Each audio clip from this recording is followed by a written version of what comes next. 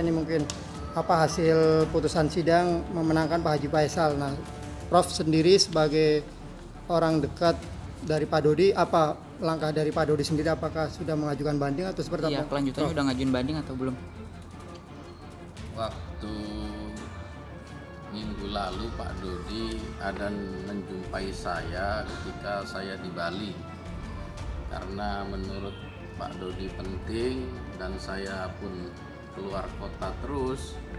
Akhirnya ketika saya di Bali saya suruh nyusul. Nah, disitulah Pak Dodi curhat, menyampaikan beberapa diskusi kepada saya pada saat buka puasa pada saat itu.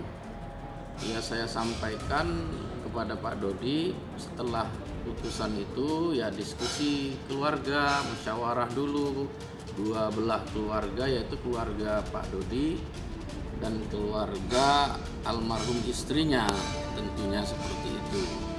Terus diskusi dengan lawyer yang akan menjadi pemegang kuasa untuk melakukan banding.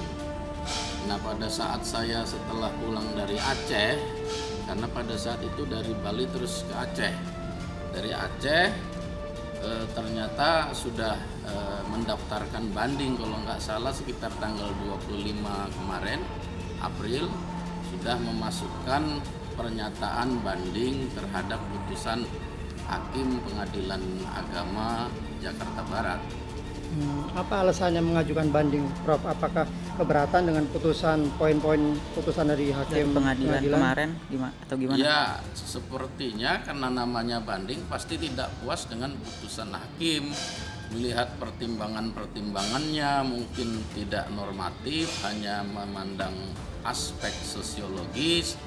Tentu dianggap hakim sedikit keliru dalam menjatuhkan putusan itu. Ya, masing-masing orang punya dasar untuk menyampaikan apapun yang menjadi pendapat hukumnya. Tentu yang menjadi putusan terakhir sebagai inkrahnya ya pengadilan tertinggi nantinya. Apakah di tingkat banding ini nanti masih ada lanjutan lagi ke kasasi atau ke PK, itu di luar sepengetahuan saya. Yang jelas hari ini masih dalam taraf ingin banding dan sudah mendaftarkan. Mungkin setelah Lebaran Idul Fitri memasukkan memori bandingnya.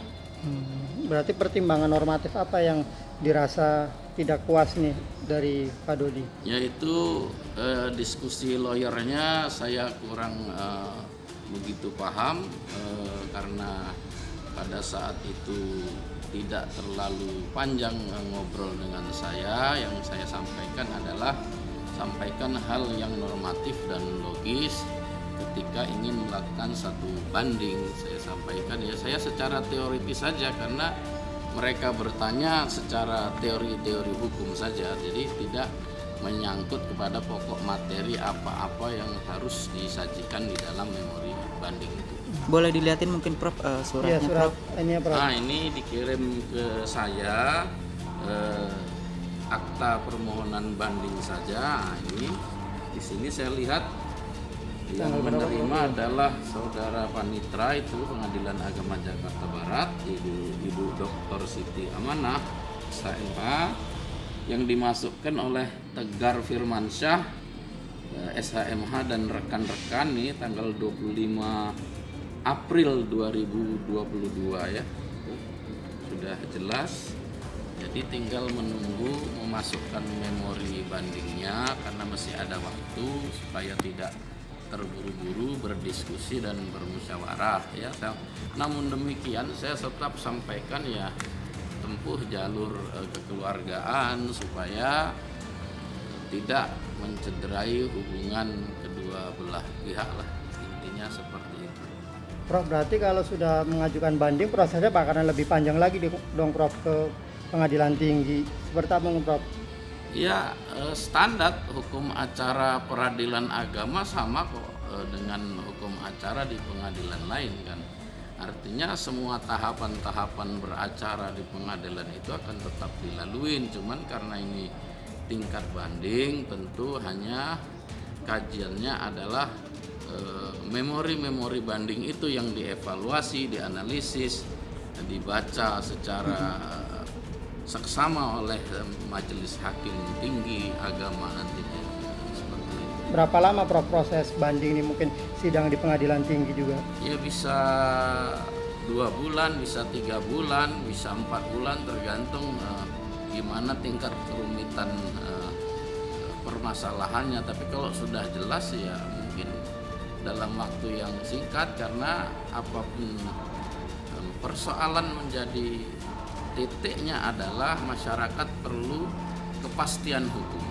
Karena perlu kepastian hukum, maka hakim idealnya tidak boleh berlama-lama ketika sudah semestinya memutuskan, ya diputuskan, tidak boleh mengulur-ulur waktu seperti itu. Prof, artinya kalau sudah banding, ini keputusan dari pengadilan belum sepenuhnya sah ya, ingkrah? Ya belum, kalau sah karena sudah ditetapkan oleh majelis secara resmi. Cuman karena dibanding ya belum ingkrah, karena mesti ada tahapan hukum berikutnya. Itu saja.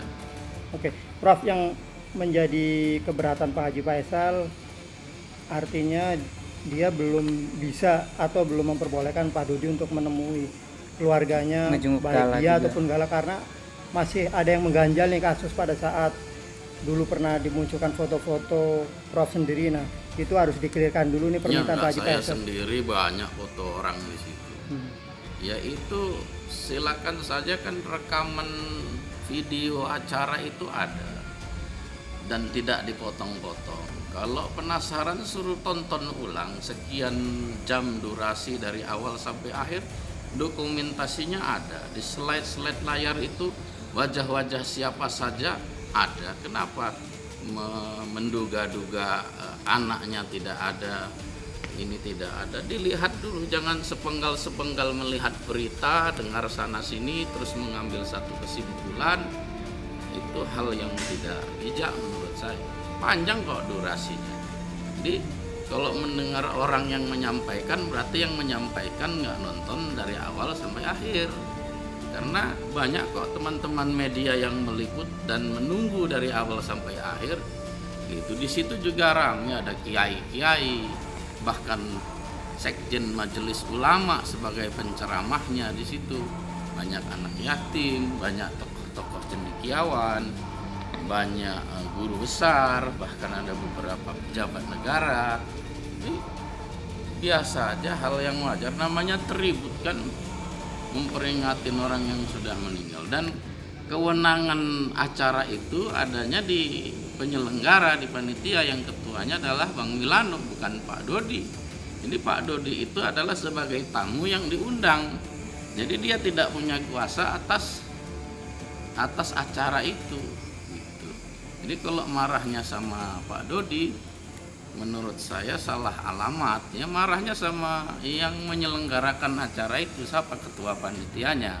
Di undangan kan ada siapa yang bertanggung jawab, siapa yang bertanda tangan, siapa yang mengundang. Jelas rekan-rekan media juga tahu siapa yang mengundang melalui undangan resmi, bahkan pakai gelang barcode, itu kan jelas. Artinya acara yang didesain sedemikian rupa bagus, kalau ditanggapi dengan tidak bagus ya biarin saja. Itu haknya masing-masing, punya tanggapan, punya pemikiran.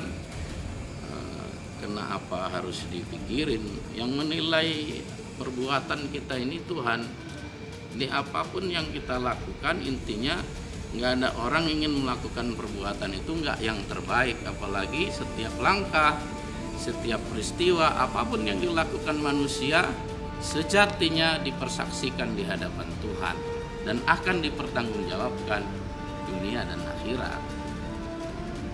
Prof, tadi kayaknya ada kwitansi apa Prof? Itu boleh ditunjukin nggak Prof? Oh itu kwitansi, ini tadi pendaftaran itu kan ada administratif, ada pembayaran resmi yang di pengadilan, itu saja, nggak ada kwitansi lain-lain. Penegasan Prof, artinya Pak Dodi Surojat sudah resmi untuk mengajukan hak banding ya Prof? Sudah. Pada dan tanggal lawyernya adalah Tegar Firmansyah dan kawan-kawan, kan sudah jelas. Boleh dicek di pengadilan agama, itu dimasukkan secara resmi. Jadi itu konsumsi publik, bukan lagi untuk pribadi yang sifatnya tertutup, tapi itu semua orang boleh lihat di website, mungkin di pendaftaran, ya silakan dicek. Tapi itu hak hukum seorang Dodi Sudrajat untuk mencari keadilan atas dasar pemikirannya, atas dasar rembukan keluarga, rembukan dengan para lawyernya, sehingga menjatuhkan satu keputusan tekad bulat untuk banding itu telah melalui proses tahapan itu berdasarkan saran saya ketika ditemui di Bali. Gitu. Ya saya hanya menyarankan jangan mengambil tindakan sendiri, berdiskusi itu lebih baik, bermusyawarah itu lebih baik. Karena apa? Satu orang berpikir, orang pintar berpikir dengan rame-rame orang berpikir itu tentu akan jauh hasilnya, dan itu harus dilakukan. Dan sepertinya Pak Dodi juga sudah berdiskusi dengan beberapa keluarga besar, baik keluarga besarnya ataupun keluarga besar almarhum istrinya, dan lawyer-lawyernya juga berkumpul berdiskusi tentang persoalan itu. Jadi menyatakan banding itu telah dipikirkan secara matang oleh Pak Dodi dengan segala akibat hukum dan segala konsekuensinya, pasti dia sudah siap.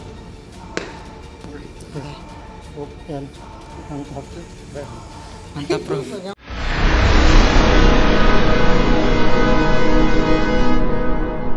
Jadi jangan lupa untuk subscribe Cumi Cumi. Ditekan ya tombol lonceng merahnya.